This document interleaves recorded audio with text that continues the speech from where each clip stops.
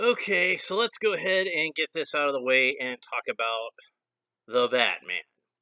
So, I've had a lot of people asking me what I thought about this movie, a lot of really good friends, and I haven't really had an answer for them because my feelings are kind of complicated. So, let's get into that. First of all, if you are one of these people that has asked me about it and I haven't really gotten back to you about it yet, it's because my feelings are rather complex and I've got some thought I had to put into it, and uh, I did not really enjoy this movie very much for a lot of reasons I'm gonna get into, and it's like I wanted to enjoy this movie, especially as I was watching it, because there were actually a lot of things about it that I liked, and I thought were really good, and I thought were actually pretty cool and clever to include in a Batman movie. But unfortunately, the flaws in this movie were just so great and so many that I could not possibly enjoy it on the level you guys seem to have enjoyed it on. And I'm sorry if you're disappointed that I didn't like this movie. And I'm not trying to influence you. I'm not trying to convince you that you shouldn't. Because, like I said, there's a lot of things about this movie that are worth liking. And if you like this movie, I'm glad. More power to you. But me, I can't, man. I can't. You're going down a path I can't follow.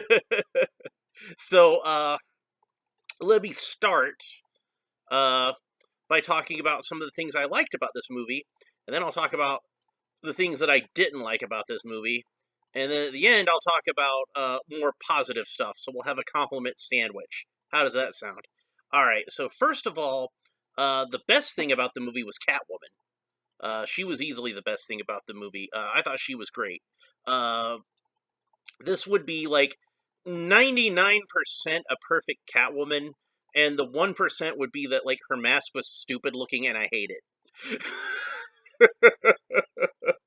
Like everything else about like the costume from the neck down is perfect. Zoe Kravitz is perfect. She did a great job. She looked just like the character in the comic book, like the way Darwin Cook drew her. The costume looked like Darwin Cook's again from the neck down.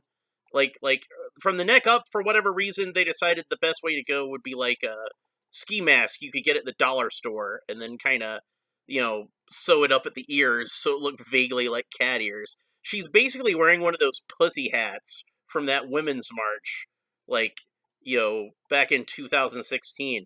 Except for it's black and it's got like a strap over her nose. Like, I don't know why they decided one big eye hole was the way to go with that. It was a really bad mask. But I'm trying to stay positive right now. I'm trying to talk about the stuff that I liked. Zoe Kravitz was perfect.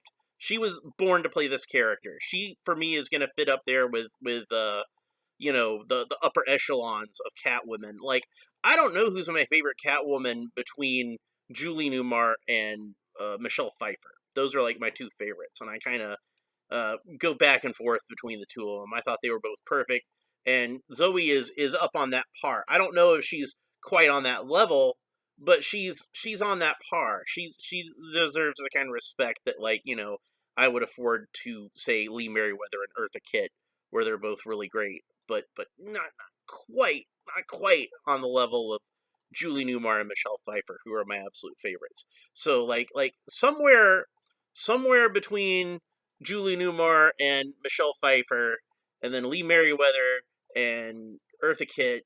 There you have Zoe Kravitz. Uh, Anne Hathaway would probably come like just below Lee Merriweather and Eartha Kitt, and then somewhere down here you have Halle Berry, who wasn't even really playing Selena Kyle anyway, so it doesn't matter. You can fit like the girl from Gotham in there, like probably towards the upper middle, but she didn't really get to play Catwoman. She was just playing Selena Kyle when she was like a teenager or whatever. But she was good. I liked her. But yeah, Zoe Kravitz was perfect. Like this is about the best interpretation of a modern style Catwoman that I could expect to see. I think they did a really good job with her. If they'd made a solo Catwoman movie about this Catwoman, I would love it. And I hear rumors they're going to do some kind of HBO Max project, either a movie or a TV series with Zoe Kravitz Catwoman, I will be all for that. I will watch the hell out of that because I thought she was fantastic. I really loved Jeffrey Wright as Jim Gordon. I don't think he's Commissioner Gordon yet. I think he's just like Captain Gordon. I don't remember. But he was perfect. He did a great job. He was almost as good as Gary Oldman, who again, Gary Oldman is like I consider the pinnacle of Jim Gordon. He's the absolute best. And Jeffrey Wright came close to being that good. Almost. Not quite, but still still that good. He was excellent. I'll look forward to seeing more of his Jim Gordon in the future.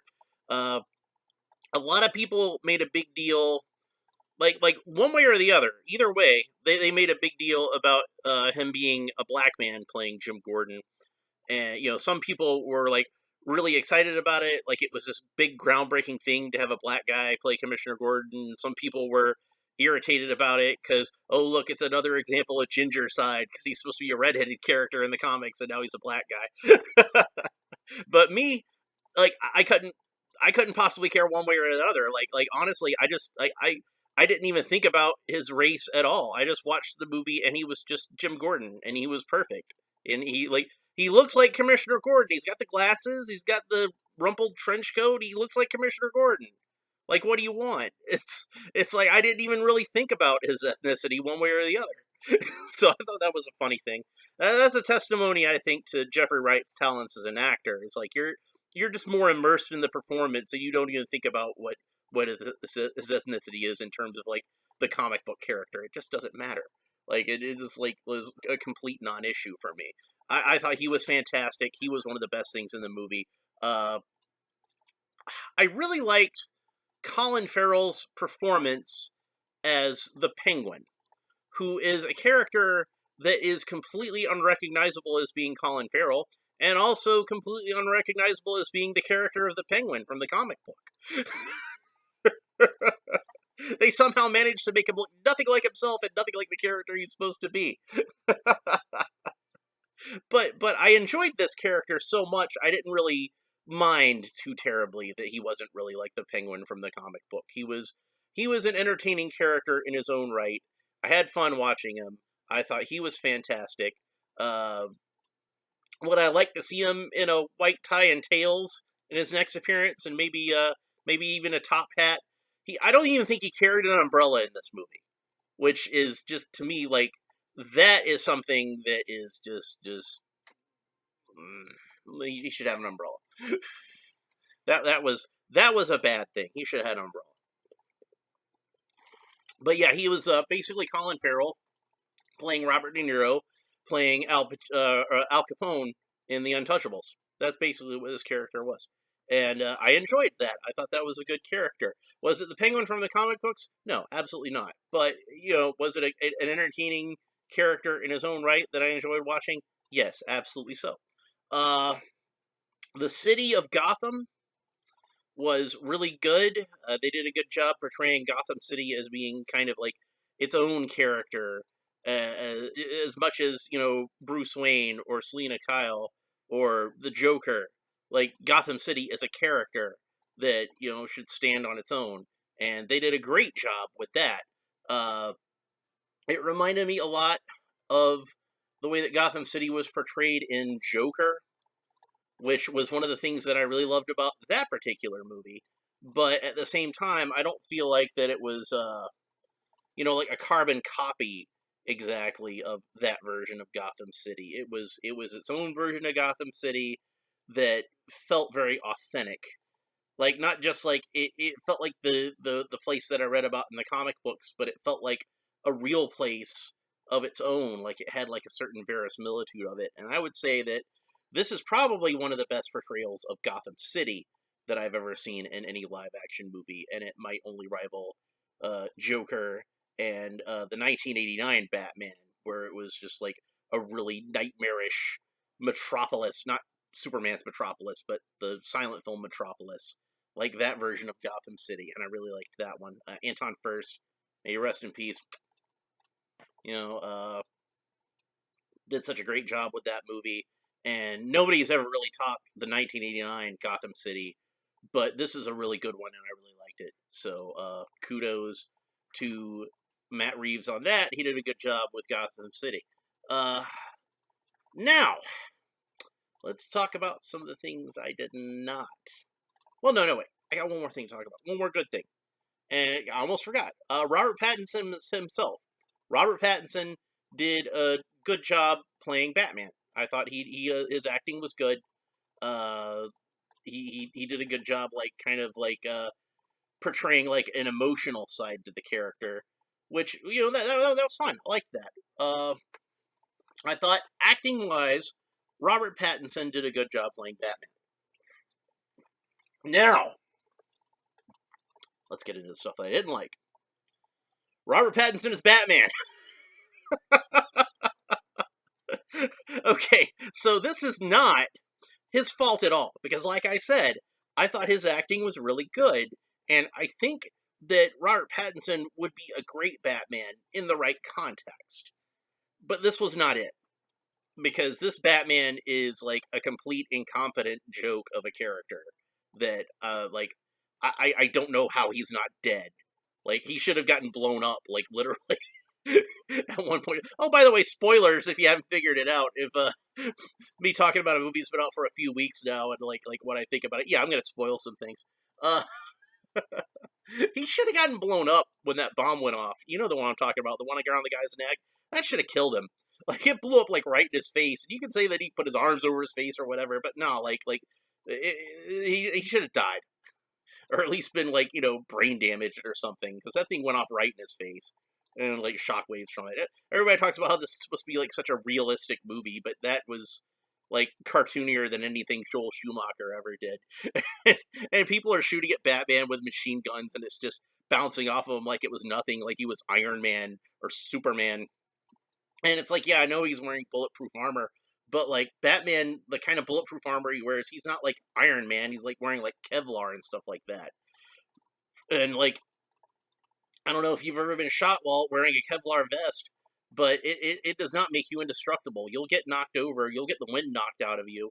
It's like, to me, a much more realistic interpretation of how it would be if Batman got shot would be in the 1989 Batman, where he gets shot by the muggers, and it actually does knock him over and knock the wind out of him for a couple of seconds. He gets right back up and then goes after him, but he's got to he's got to kind of recover a little bit.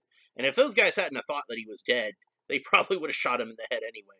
But still, like that was probably the most realistic version of Batman getting shot, I think, as far as the armor goes.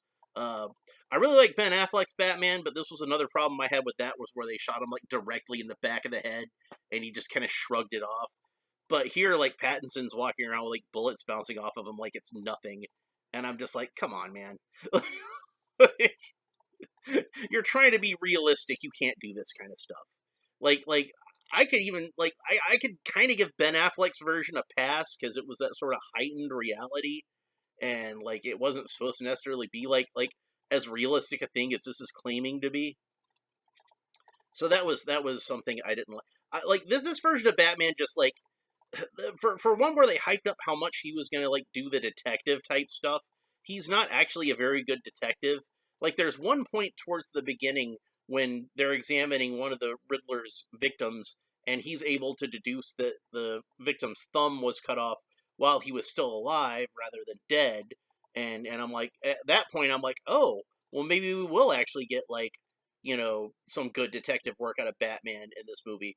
Because it's very frequently in a live action Batman movie that they'd be like, oh, well, this time we're going to play up the detective aspect of it. And then it's just, him being a detective is just kind of grabbing guys by the throat and asking where the bomb is in a really gruff voice.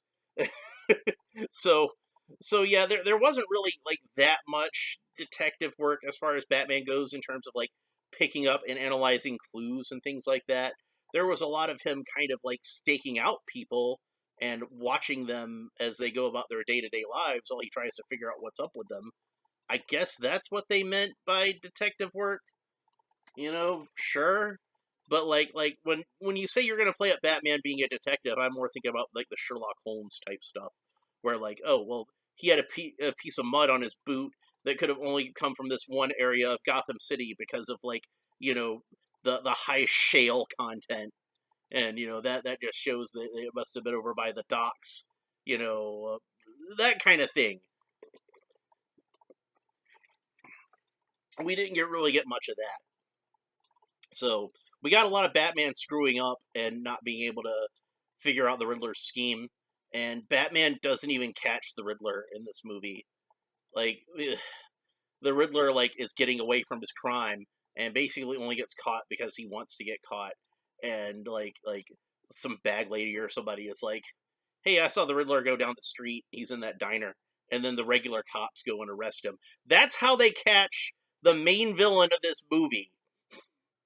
Batman doesn't even catch the Riddler. He's not even good enough at being Batman to catch the Riddler. And that's the thing that really bugged me about this movie, is this is a movie about a Batman that is not good at being Batman.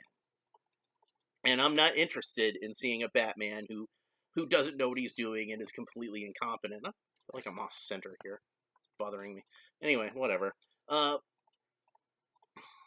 Yeah, you have a Batman who's not very good at being Batman, and to me the whole point of Batman is that he's supposed to be really freaking good at everything.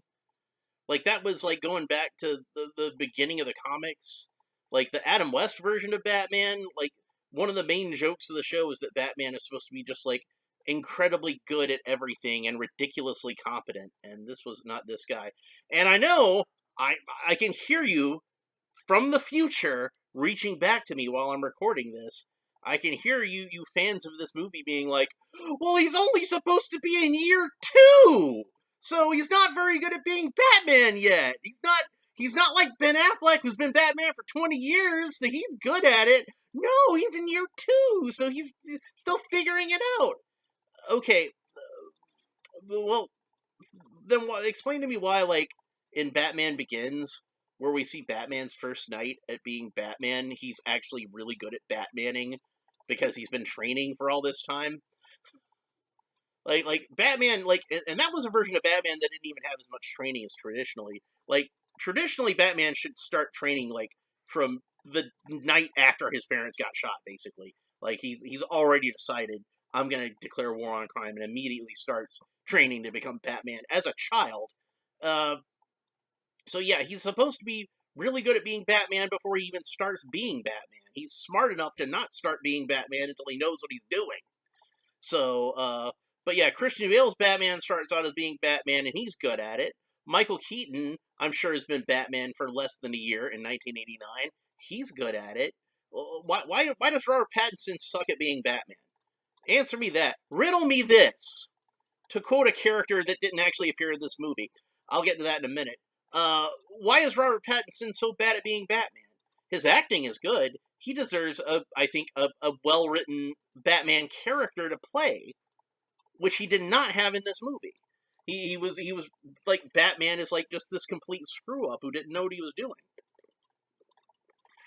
So that was very disappointing. It's not what I want to see in a Batman movie. Maybe some of you went into it and were like, "Man, I sure hope Batman isn't ridiculously competent in this movie, because I'm getting really sick of seeing Batman be good at his job." And if that was what you were looking for, congratulations, I'm glad you got it.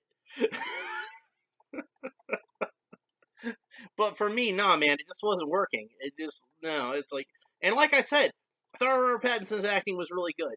I'm not one of these people who's being down on the guy right now because he was in Twilight or whatever, but he was not playing a Batman that I was really interested in watching, because he was just not good at his job.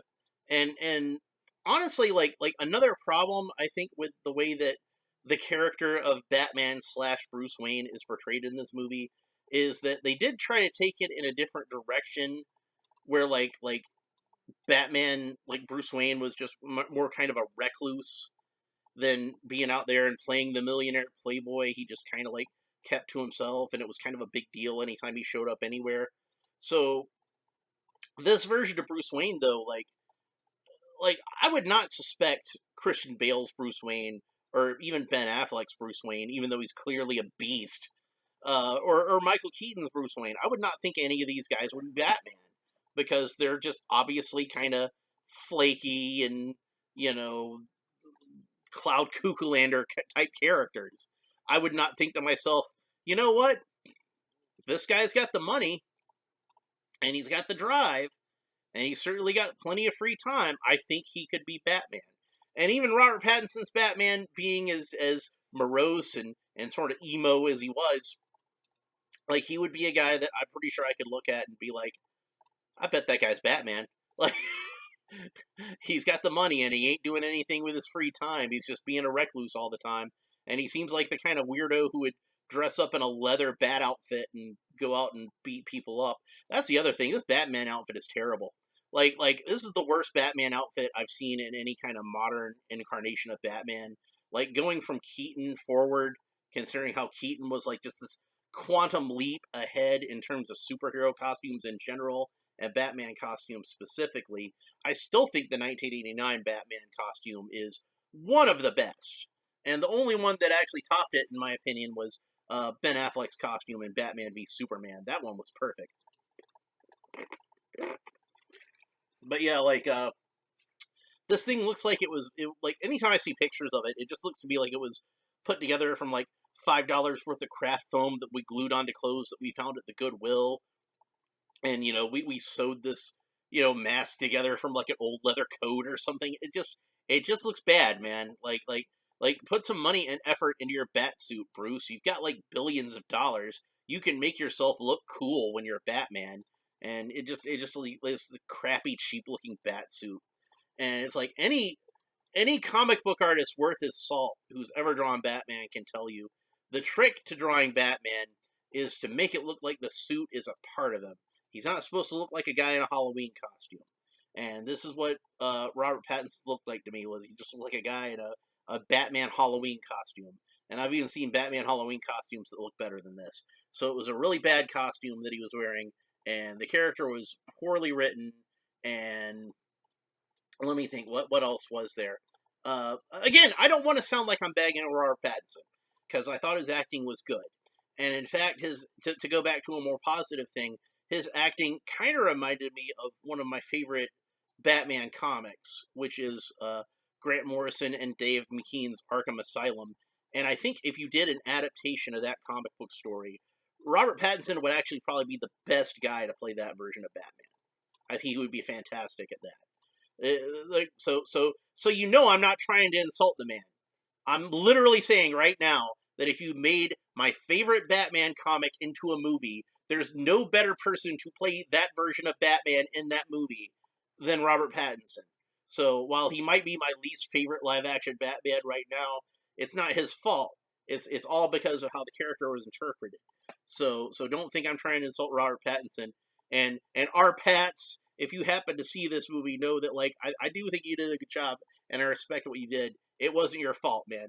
It really wasn't. So yeah, I could probably stop right there, because I'm pretty sure just like me being like, I didn't like this Batman movie because Batman in the Batman movie was completely incompetent, and I want to see a Batman movie where Batman is good at being Batman.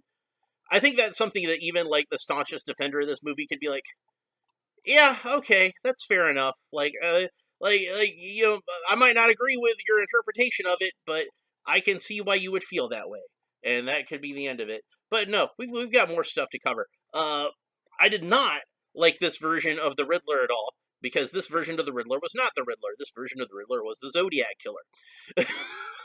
like I know, like, in the behind the scenes stuff, like leading up to this, and like people talking about it, like, as the movie was being made, they were saying, oh, well, this version of the Riddler is going to be inspired by the Zodiac Killer. I'm like, no, this version of the Riddler is the Zodiac Killer. It's not even, like, a little bit like the Riddler in the comic books at all. He's wearing green, and he's got a question mark outfit. But even then, it's like a green version of what the Zodiac Killer was described as wearing, and his question mark is basically just like the Zodiac Killer symbol made to look a little bit more like a question mark. So yeah, it was not, like, if you look at Joaquin Phoenix's version of the Joker, they admittedly based that version of the Joker a little bit off of John Wayne Gacy. Like, took a little bit of influence from John Wayne Gacy, but they also took a little bit of influence from, like, Bernard Getz, and a little bit of influence from, Taxi Driver and King of Comedy, which is why they had Robert De Niro in there for a cameo. So I can see where like they took all these various influences from to make this Arthur Fleck version of the Joker, and they also took a lot of stuff from the comic books.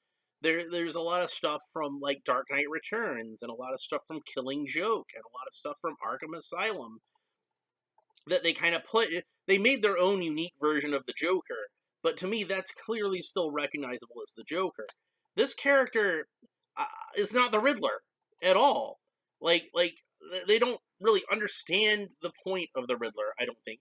I don't think Matt Reeves understands the point of a lot of Batman, and I really think that a big part of my problem with this movie is that while it was a very well-made movie, and I can see why people would like it because it was like technically a good movie, it's not at all a good Batman movie. Like even a little bit. It just completely misunderstands the character and a lot of the other characters in fundamental ways that don't really make any sense. It's just kind of like it's like the Last Jedi of Batman movies. And for any of you out there who watching this who enjoyed the Last Jedi, are like, oh well, he just paid the movie a big compliment. No, I really didn't. This movie is like basically like it's got the same problem for me as the Last Jedi, which is that like like Luke Skywalker in that was clearly written by somebody who didn't like Luke Skywalker and didn't understand the character of Luke Skywalker and just maybe on purpose made the worst version of Luke Skywalker that they could possibly make. And I kind of almost feel like it's the same thing with this version of Batman. It's like there's a scene where Batman goes and knocks on the door of a club and asks to talk to the manager. And I'm like, on the list of things that Batman shouldn't ever do in a movie. Like, can you imagine Michael Keaton knocking on the door and be like, "Can I please speak to the Penguin?" No, that's not going to happen. That's like like the Batman that I know, the guy in the comic books, the guy in the Christopher Nolan movies, so certainly the Ben Affleck version of Batman, would just kind of like use his ninja skills and mysteriously seem to appear in the office of the Penguin. And probably right next to him, they'd be like, "I need to talk to you." And, oh my God! Like that's what Batman should be. It seems like every time they had an opportunity to remove an element of theatricality or drama from the character, they took it. Like there's a lot of scenes where Batman just walks through the door like he's a normal guy, or just kind of walks slowly across the room while people stare at him. I mean, I guess people staring at him, that's probably a good thing, but it's like they don't really like they don't really treat him with like the kind of awe you would expect people would treat Batman with, like they just saw a Sasquatch or something.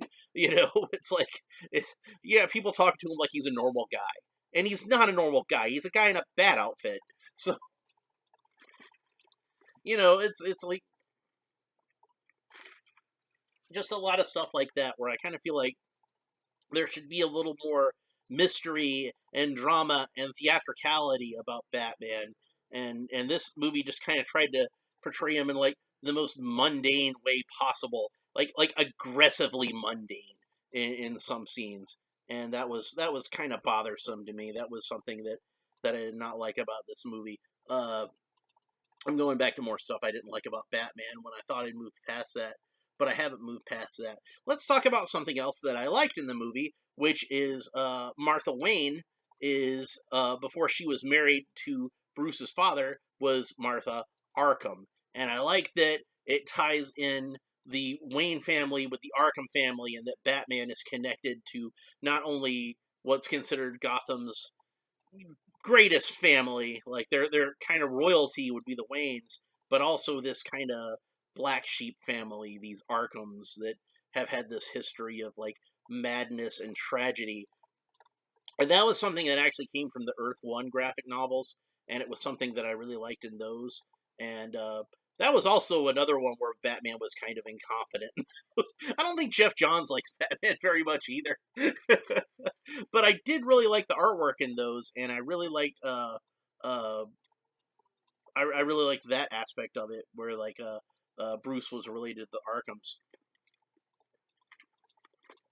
I liked that in that Batman wore what was in the books referred to as just being like a spandex suit, and Alfred asks him why he doesn't wear body armor, and Bruce responds, "You know what body armor says about a guy? It says he needs to wear body armor." I thought about that a lot while I was watching this movie. uh, the Batmobile was not very good. I know a lot of people are going to be pissed off at me and be like, "What are you talking about? That car was cool as hell." And I'm like, yeah, it was a really cool car. I really liked that car when it was in the Fast and the Furious and Vin Diesel drove it. it as a Batmobile, though, no, it's just like, it's just some Fast and the Furious car. That's all it is. There's nothing Batmobile-ish about it. I guess it's got like the exhaust in the back and kind of fins, but it's such an ordinary looking car. Like, I could build that car. Like it's just a normal looking car, and so that was disappointing. He rides a motorcycle a lot, which is good because then I don't have to look at that Batmobile. Batman and Catwoman's relationship was nice. I mean, I could file that under stuff that I liked about Catwoman, but I would, I think it deserves its own mention because I thought they did a good job with that. I really would like to see a sequel to this movie, to get into more positive stuff again, because I kind of think that despite any flaws and problems that I had with this movie, I think if you made a sequel, you could kind of adjust it, and it seems like maybe that's what they were going for with Batman deciding at the end that he has to be more of a symbol of hope to Gotham City rather than just being like a figure of vengeance, which that was good. I liked that. Uh, I would like to see, maybe Robert Pattinson be like the traditional Bruce Wayne and kind of try to come out of his shell and be a little more charming, because maybe Bruce Wayne could be more of a symbol of hope to Gotham City in that way. Like, if you look at Bruce Wayne in the 1960s television series and the 1970s comic books, which that's probably my favorite version of Bruce Wayne right there, he did a lot of charity stuff. And that was something that the new mayor called him out on in the movie, is that he didn't do a whole lot to help Gotham City. And, maybe he should. Maybe that's something he'll think to himself, is maybe I should. And I think Robert Pattinson, like, if you see him in interviews in real life, he seems like a dude who actually has kind of a sense of humor and not like this dour character that he always seems to play. And he could maybe surprise you and do like a charming Bruce Wayne. And I think that he should probably try to do that. I hope they get him a better costume, because, like I said, I thought the costume looked like crap. And I could go to Dragon Con this year and like, well, maybe not this year because there'll probably be a lot of those, but any other year, like, I could have gone to Dragon Con and probably everybody there that was dressed like Batman had a better Batman costume than him. Like, I've done Batman costumes myself, and some of them have been like kind of in the Adam West style, so they're supposed to be a little more sort of, I don't want to say corny, but they're not supposed to be like the high tech looking suits. And I've done a lot where it'd be like more like like a Michael Keaton type Batman. So I would really like to see a better suit. I'd like to see a better Batmobile. I'd like to see a little more of a sense of I don't want to say fun necessarily, but that's kind of what I'm getting at. Like, bring a little bit more of the swashbuckling element to it. Like, every version of Batman is dark, but every version of Batman also has kind of like this joie de vivre to it. You know what I mean? Like, it shouldn't just be relentlessly dour. It should have an element of frivolity to it. Even the most darkest versions of it. Like Dark Knight Returns is a book that Frank Miller referred to as being jolly, and I don't think, getting back to one of the negative things, I don't think that this is one that like a lot of kids seem to like, and it makes sense to me that kids wouldn't like it, because I had one friend of mine tell me his kids got bored while they were watching it, and another one said that even though he liked the movie himself, his kids didn't like it, or his son thought it was kind of He didn't like the emo aspect of it. I think kids want to see Batman be more of a heroic kind of character. With like Batman should have like a little more passion to him, and Robert Pattinson's Batman seemed kind of mumbly. And again, I figure this is probably more like because of the way the character was written, but I think he could probably bring a little more Batman to his Batman performance. I would like to see him get another shot and hopefully do a better job because I think he did as good a job with this material as he possibly could. He surprised me. Like, I figured he probably wouldn't be bad as Batman because Batman honestly isn't that hard of a character to play.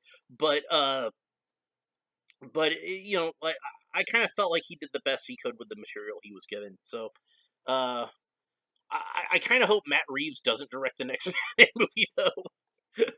I kind of figure like the writing is on the wall as far as that goes, and he's probably going to do the sequel because this one made a ton of money. But I don't think he's a very good fit for Batman, because like basically like every problem that Joel Schumacher's Batman has, like Matt Reeves seems like he overcorrected it and did the opposite. So it's like he's kind of like the anti Schumacher, and I don't mean that as the compliment it might sound like to some people. Like I kind of figure like Schumacher took it way too far on one extreme. Matt Reeves just took it way too far on the other extreme, and really, I kind of feel like your middle ground where it's about perfect is like that sort of sweet spot is like Tim Burton's Batman and Zack Snyder's Batman. That's about where you want Batman to be. Even Christopher Nolan's Batman, which I still think was pretty great. I kind of feel like they hewed a little too close on the side of realism, and I think if they had a little more of sort of just a little more cartoonishness, not a lot, but a little more of that comic book flavor to it, where you could have had somebody like Mr. Freeze or Clayface, that probably would have been like better. And I'm still waiting for like kind of that perfect Bronze Age version of Batman to be made into a movie, and I think I'm going to be waiting for a very, very, very long time. But yeah, so that's how I felt about the Batman. It's not exactly a positive review, but it's not an entirely negative review either. So take that for however you feel. Like I said, if you enjoyed this movie, I'm glad you enjoyed it. There's a lot of really good things to enjoy about it. But for me, it just didn't work, and hopefully they can do better the next time. Anyway, if you enjoyed this video, please like and subscribe and all the YouTube stuff down below. I'm looking forward to seeing some comments about the Batman and what you thought of it, and what you thought of my thoughts about it, and maybe we can discuss that, and hopefully we can discuss it intelligently without yelling at each other and treating each other like we're idiots. So I already know I'm an idiot. I don't need you to tell me that.